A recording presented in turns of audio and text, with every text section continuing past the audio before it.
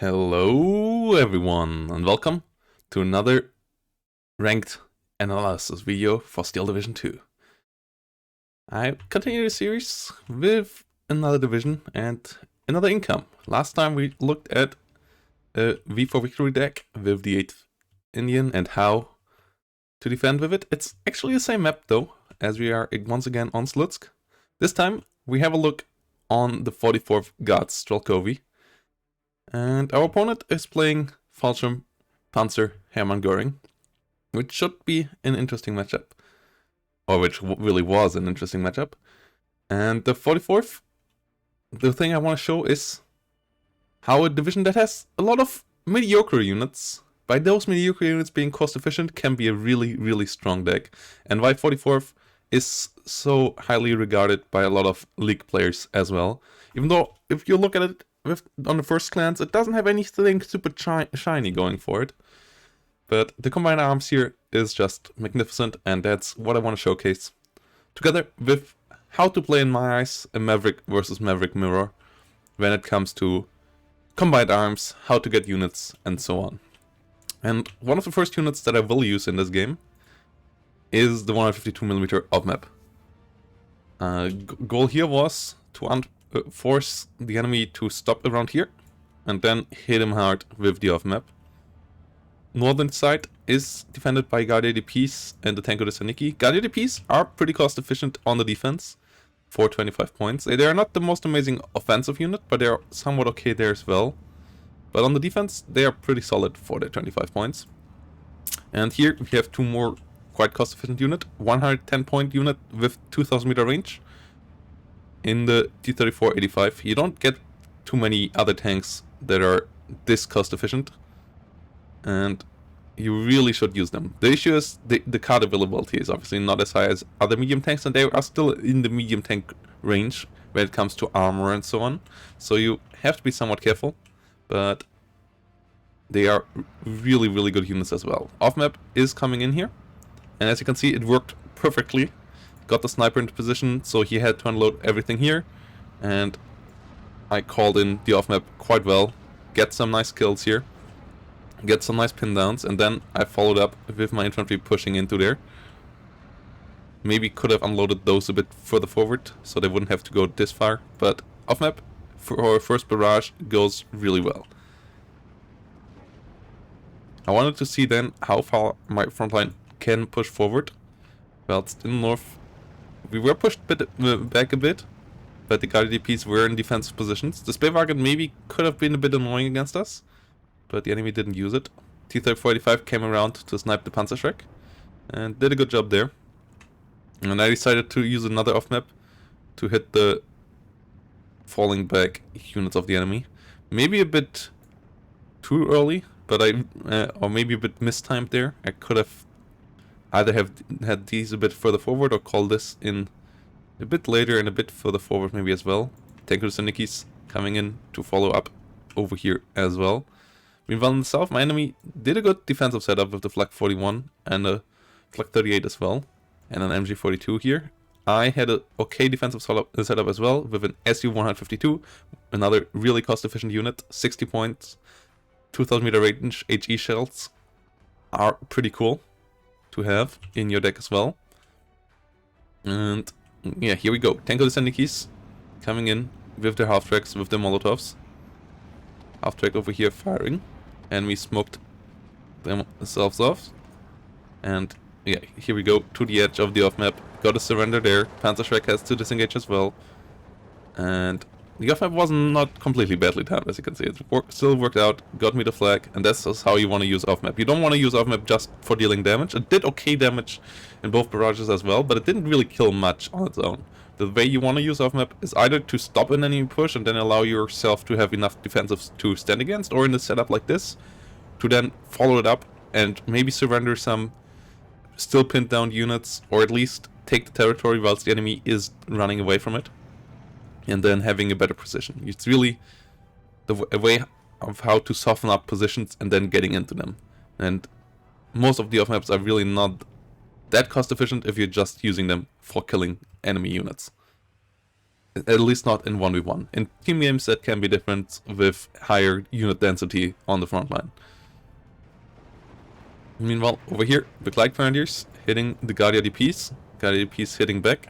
And I'm now getting into the town. I like the setup of my opponent over here with the defensive setup, with the Pak 40, MG42 looking into it. I think it's the best you can do at this point. J87D5 trying to come in for a T3485. Also a good idea. My 25mm was a bit too far in the back. I knew I would need AA, but I didn't bring it up far enough. And he will get the cluster off on my J87 T3485. And the J87 though will get killed off by a 25mm and the Yak 3. It was a big investment though on my end to get the kill there with the Yak 3. Another off map I bought just before the J87 came in, but as it is on a slow Vorozhilovets, it took a long while to come to the front line and wouldn't have been able to defend my unit there. So quite a lot of investment there into defensive forces, which I realized at this point. So I was trying to settle on the points I got, on the territory I got, and set a more defensive setup. Because I knew I wouldn't have enough forces now to push, because I invested so much into defensive gameplay. Now trying to get a J87 D5 killed over here. That got a kill on my Yak 3 and on my SU 152, and the Yak 3 trying to get the kill there, but the Flak 41 is around. And two 20mm together with the Flak 41 are really dangerous. I tried to save it by getting another Yak 3. But that may be a bit too much. I should have just retreated the Yak 3. I knew about the AA over here. I really tried to get the kill on the J87, but I should have known better with a Flak 41 and retreated it earlier, then it would have survived. But as you can see, a lot of investment into air defense now. So not enough push power, so I was slowing down for now. Even lost my T3485 trying to bring it around over here to the Pak 40. This position on the map is really, really good for anti-tank guns, and you always have to be careful of it. Always should have something, have an eye on it. Maybe a recon unit up here if you can, and then also keep your artillery firing on it, basically. Meanwhile, on the other side, you have a pretty good position on the red side as well, up here, though that's obviously not as well covered. And the positions back here, not that bad, but not having any shots on enemy reinforcement roads or stuff like this one has with the road over here. Meanwhile, enemy brings in Valkyrie in multiple forms. Cis-3 artillery gun coming in to exactly shell here. My decision now was to get the combined arms that I got in this deck out and really try to win with that. Try to win with the cost efficiency. Try to win with the all-around combined arms you can bring around. Off map here, that one I called in for the kills. Because against anti-tank guns, off map, if it hits, usually does a lot of damage, and it did so here as well. Got rid of the Pak 40, because I didn't see myself pushing, but I also didn't see myself losing to any enemy pushes here, so I thought I might as well use the off map at that moment.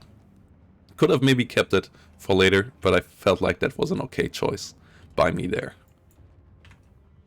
SU-152 comes around. Enemy now tries to push hard. Got a kill onto the first SU-152.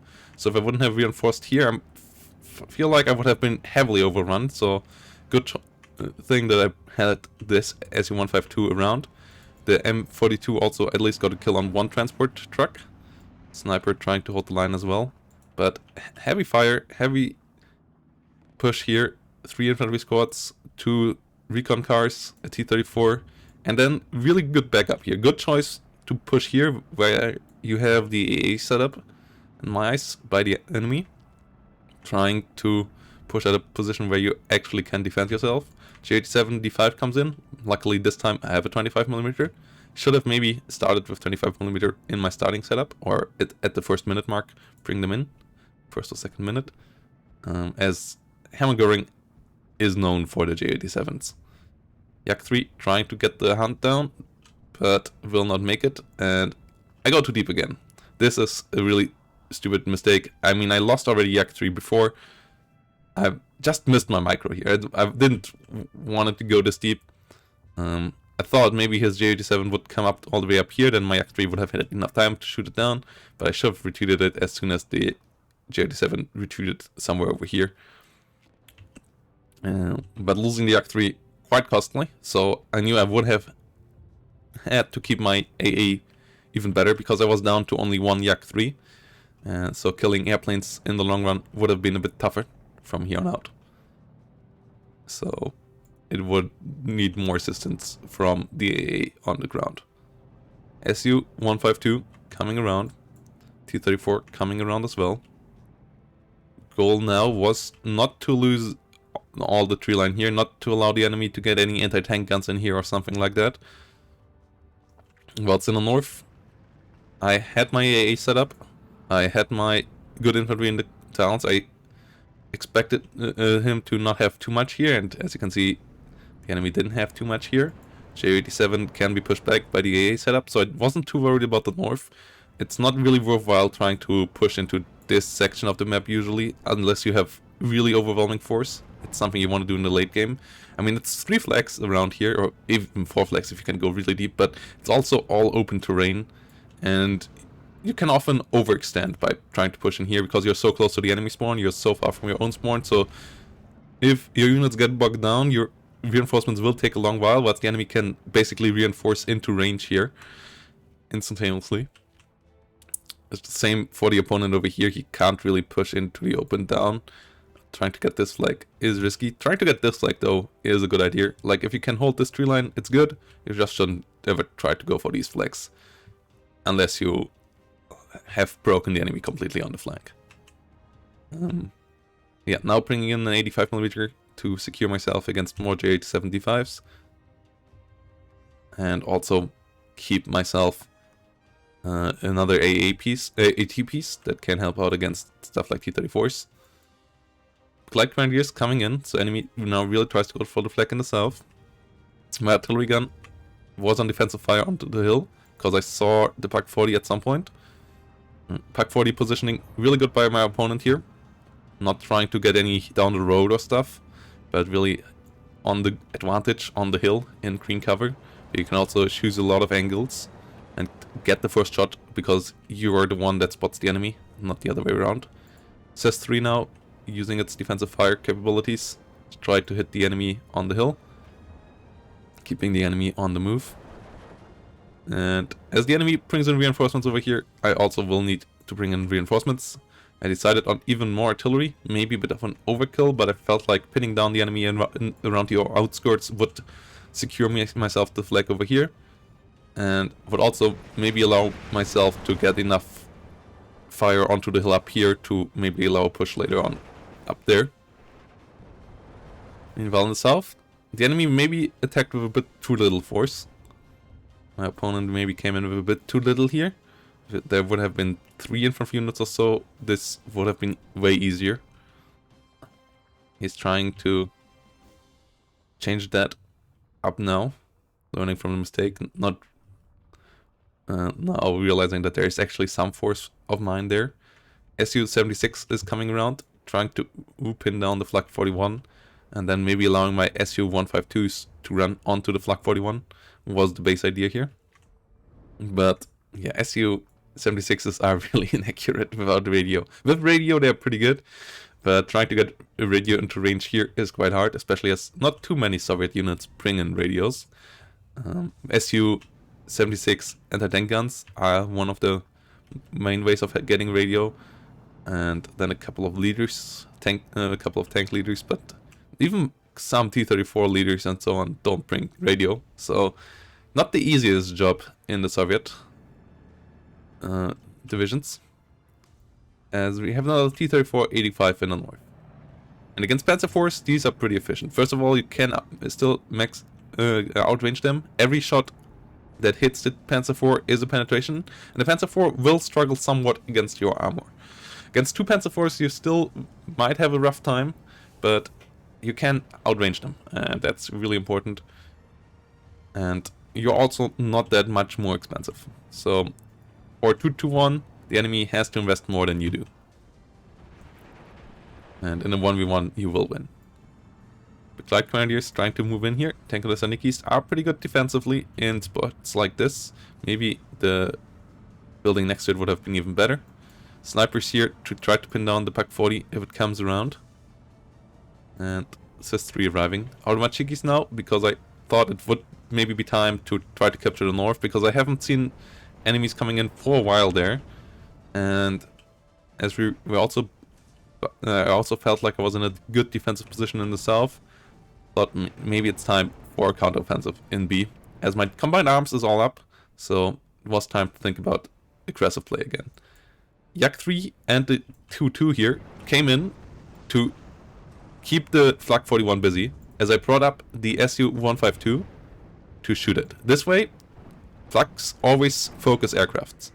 So the Flak 41 tried to shoot the aircraft and didn't shoot at the tanks that it could easily kill if it would have fired upon them. So this way I could bring up my Su-152, which have enough HE power to kill off a Flak 41 if unopposed. So with the two-way pronged attack, I was able to kill off the Flak 41, which was the biggest AT the enemy had around here, which also was the biggest AA the enemy had around here. So now I was able to push in deeper. Su-152 now able to bully Flak 38s, and this was the moment where my enemy should have realized that he overextended a bit, should have retreated with all these forces, maybe even try to get the T-34 out there, or at least into a position where it's harder for me to run up to it and kill it.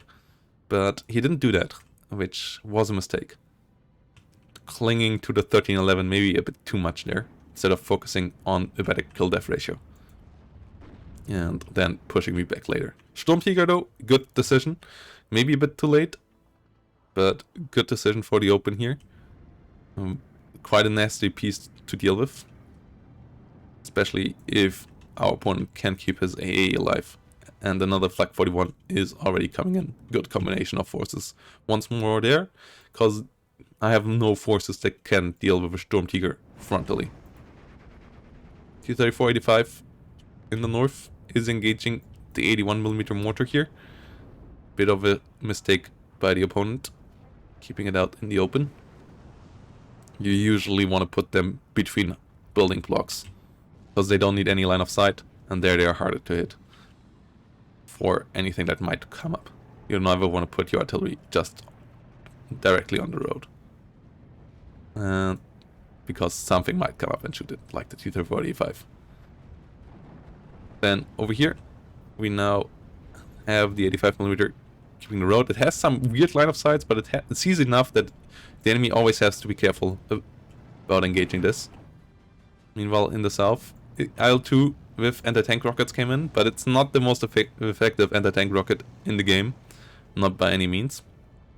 Su-152s tried to keep the Sturmtiger busy, tried to run away again, but I didn't realize I was already that much into range. I thought I was on the edge of the 2000 meter range, but actually I wasn't. That's why I thought I could shoot it, run away, then maybe shoot it, run away. Didn't quite happen that way, but at least the T-34 duel I won because I damaged it with the IL-2, so I knew it would need 2 shots to kill me. I only would need 1 shot to kill it.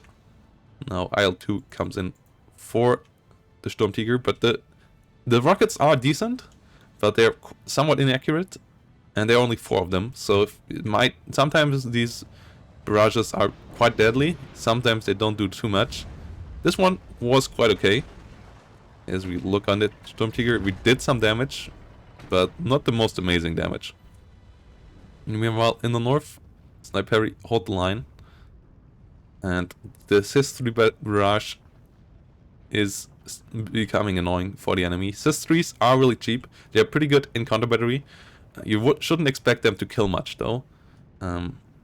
They're just there for annoyance, for keeping the enemy busy, and for keeping them on their toes, whilst also being able to counter battery any bigger artillery piece the enemy brings in. Ultimate Chickies over here and Guardias trying to finally get the flag up here. If you hold this hill, it becomes really annoying for the enemy.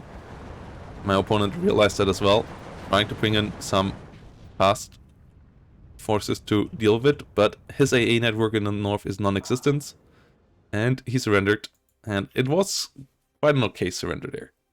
Maybe he could have played out the game a bit longer.